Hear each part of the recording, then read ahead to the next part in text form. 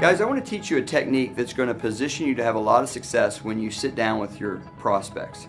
How would you like a technique that your prospects would actually be eager to hear what you have to say? In fact, they'd almost be begging you to tell them. How'd you like a technique that they would almost be ready to say yes and enroll even before the presentation begins? Well, that's this technique. I created a technique called the 3-step setup, and those who are using it are seeing a dramatic difference in their business. I'm going to give you the 3 steps, and then I'm going to give you the verbiage for each of the 3 steps, and it'll set you up to begin to practice it. And I encourage you, use this technique every single time you show this idea to anyone. The 3 steps are: 1, why; number 2, big deal, all in; and number 3, don't care. Why, big deal, all in, and don't care. Let's go through them one at a time. The first thing you're going to do is you're going to share with them why you're doing this. So let's pretend that you and I are sitting at coffee and I was about to show this to you. I would say, hey, thanks a lot for coming to coffee with me. Listen, I've got something huge I want to share with you. And I would begin to tell my why. Now my why has to do with my family, so it would sound something like this. I've got something huge I want to share with you. Listen, you may know that I've been an executive in the software business for a while, and it might seem like things are going well from the outside looking in, but on the inside, I got to be real with you. I'm just dying. I'm traveling so much, I never see the kids, I never see my wife, I'm missing every one of the kids' events. And all these passions that I know I'm supposed to pursue, I got absolutely no time for them. And I'm just seeing, divorce headed my way, I'm seeing my kids being adults, and it's like the cats in the cradle deal. It's just not good. And I've just been praying for something, and I just found it.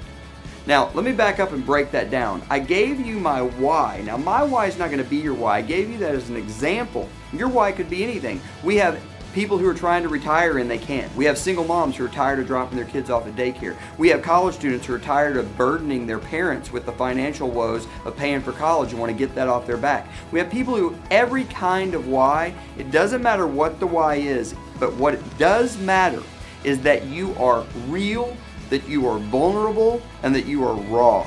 The more emotionally gripping your why can be, the better.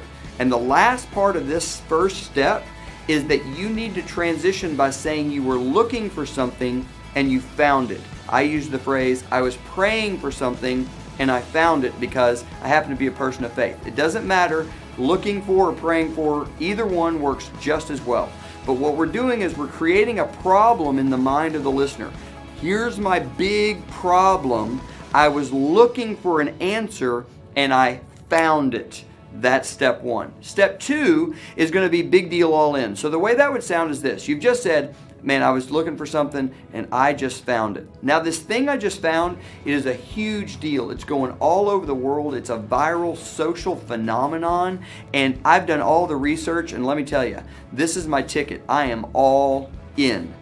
All we said there, guys, is that it's big. We gave them a little reference to how big it is. We want them to know that this is not some small-time thing. This is truly happening all over the globe. Hundreds of thousands of people are getting involved. Now, we're not saying all that. We're just inferring it by telling them how big it is. And we've told them we've done the research and decided to put our chips all the way in, using the poker metaphor. So we're going to say it's a big deal. We've done the research and we're all in.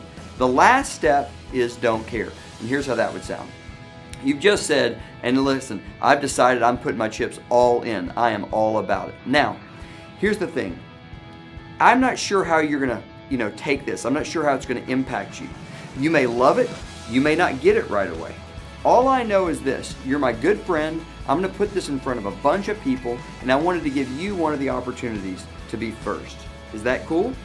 So all we said there is, listen, we don't know how they're going to take it. We don't know how it's going to strike them. They may love it. They may not get it right away.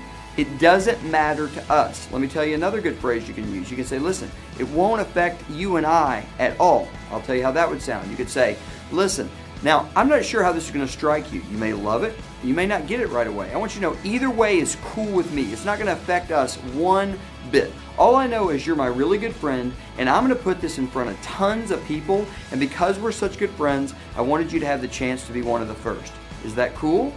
That's what the don't care step sounds like. We basically take it away from them. We tell them it's not going to affect us either way, and at the end we say to them, I just wanted you to have the chance to be one of the first. Is that cool? They always say yes. Guys, if you will use this little 3-step setup before every presentation, I don't care if it's a video in a coffee shop or a giant live event, it will dramatically improve your results.